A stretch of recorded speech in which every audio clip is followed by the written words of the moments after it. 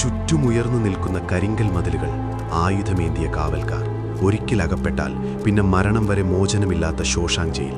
അവിടേക്കാണ് ആൻഡി ഡുഫ്രിൻ എന്ന ചെറുപ്പക്കാരൻ എത്തുന്നത്. ചെയ്യാത്ത കുറ്റത്തിന് ഇരട്ട ജീവപര്യന്തം. കൂടെയുള്ള തടവുകാർ അവനെ കളിയാക്കി, ജയിൽ അധികൃതർ അവനെ തല്ലിച്ചതച്ചു. പക്ഷേ എല്ലാവരും ആൻഡിയിൽ കണ്ടൊരു മാറ്റമുണ്ട്. അവൻ്റെ കണ്ണുകളിൽ ഭയമില്ലായിരുന്നു, പകരം എന്തോ ഒരു പ്രതീക്ഷ ബാക്കിയുള്ളതുപോലെ. ജയിലിലെ ഇരുട്ടറയിൽ പ്രതീക്ഷ നഷ്ടപ്പെട്ടു കിടക്കുമ്പോഴാണ് അയാൾ റെഡ് എന്ന തടവുകാരനെ പരിചയപ്പെടുന്നത്.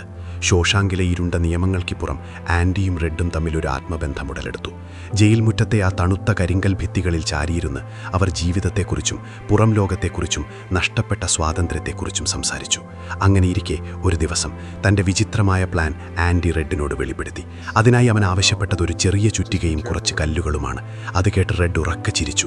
ഇതുകൊണ്ട് മതിൽ തുരയ്ക്കാൻ 100 വർഷം വേണ്ടിവരുമെന്നവൻ കളിയാക്കി. പക്ഷേ ആൻഡിയുടെ ഉള്ളിലെ പ്രത്യാശയ്ക്ക് ആ ചിരിയേക്കാൾ കരുത്തുണ്ടായിരുന്നു. പക്ഷേ നീണ്ട 19 വർഷങ്ങൾ അയാൾ ആരും കാണാതെ ആ ഇരുട്ടറയിൽ ഒരു അത്ഭുതം ഒളിപ്പിച്ചു വെച്ചു. ഇടിയും മിന്നലുമുള്ള ഒരു രാത്രിയിൽ കിലോമീറ്ററുകളോളം നീളുന്ന അഴുക്കുചാലിലൂടെ നൂഴ്ന്നിറങ്ങി അയാൾ ആ സ്വാതന്ത്ര്യത്തിലേക്ക് നടന്നുകയറി. മനുഷ്യൻ്റെ ഇച്ഛാശക്തിക്ക് മുന്നിൽ തകരാത്ത മതിലുകളില്ല എന്ന് തെളിയിച്ച സിനിമ ദ ഷോഷാങ്ക് റിഡംഷൻ. കണ്ടിട്ടില്ലെങ്കിൽ ഇതൊരു നഷ്ടം